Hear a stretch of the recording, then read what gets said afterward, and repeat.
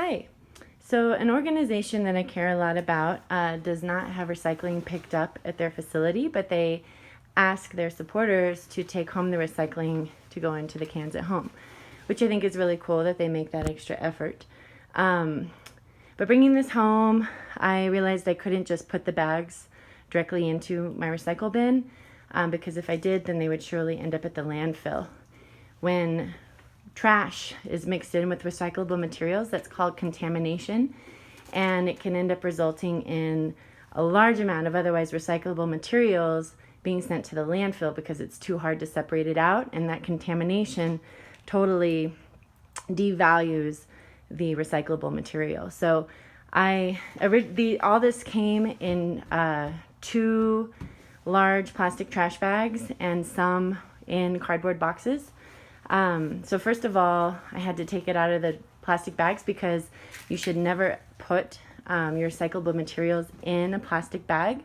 The workers at the recycling facility, they will grab those bags and just put them right into the landfill pile because it is too much work. Those lines are moving so fast, they don't have time to open up plastic bags coming from every household. So they literally, I've been in there and I've seen it and it's been explained to me and it makes sense. They literally grab trash bags full of recyclable material and put it in the landfill pile because they can't open it up to sort it. So here's what I found inside those bags and the boxes. All this material is good recyclable material, okay? Cardboard, paper.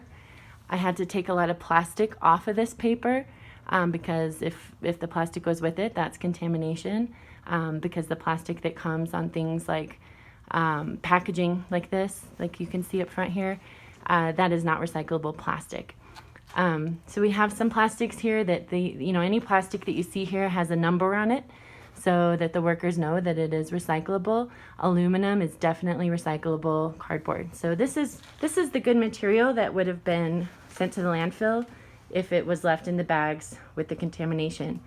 So these films here, any plastic film should never go in the recycle bin. This stuff blows around the recycle facility. It's a huge warehouse with a lot of moving parts, a lot of gears. This gets stuck in the gears and totally messes things up. So anytime they see this, they grab it and throw it away. And if they don't see it, it can really wreak havoc on their operation. So any kind of plastic film like this, if it's stretchy and clean, then you could take it to the films recycle bins that you might see at places like Albertsons or Target. I'm a little unclear as to what exactly happens downstream. I think it maybe gets downcycled into road construction material, maybe pelletized to make park benches. So there's a chance this can move on to a new life, but it definitely should never ever go in your regular curbside recycling bin.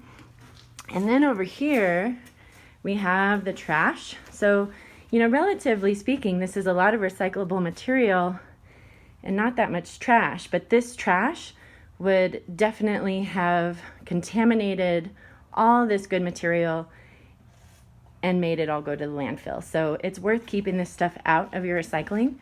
So taking a look at what we've got here, tissues, Kleenexes, paper towels, all that's too flimsy. It'll blow around, cause problems, cannot be recycled.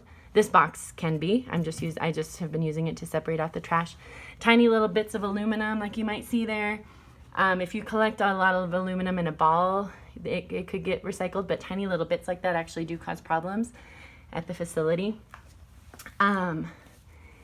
We talked about the packaging, the plastic that comes on cardboard packaging. See, there's no number, so we don't know what kind of plastic this is. Just assume it's not recyclable. This has to go to the landfill, unfortunately. Napkins, like I said, here's some kind of a rubber glove. These are laminated pieces of paper. That's plastic and paper, not recyclable. Straw, no. This is an example of a film that you cannot send even to the film collection place. See, it's not stretchy at all. It's kind of hard and dense. This is about one of the lower types of plastic. This cannot be recycled, and it cannot, and not in any way. let's see, yeah, these cup lids, they don't have a number, not recyclable. Something that's really dirty like this, contamination, not good to send. Random tiny little bits of plastic should stay out. Let's see, I found these wooden, these pieces of wood. No, unfortunately. Oh, here's a big one that a lot of people don't realize. These coffee cups are not recyclable. They are lined with plastic on the inside. If you just Google, you can see how folks have removed that plastic lining from the paper cup, and this is neither compostable nor recyclable. This has to go to the landfill. So I think, yeah, you can get an idea with the trash. And then over here, these are items that I pulled out that I actually can have a use for. So, almost lost the foam.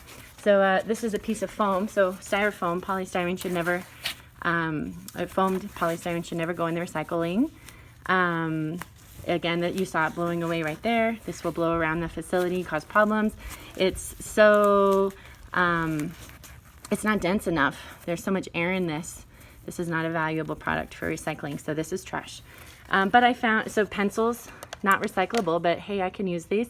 Same with the little paintbrush.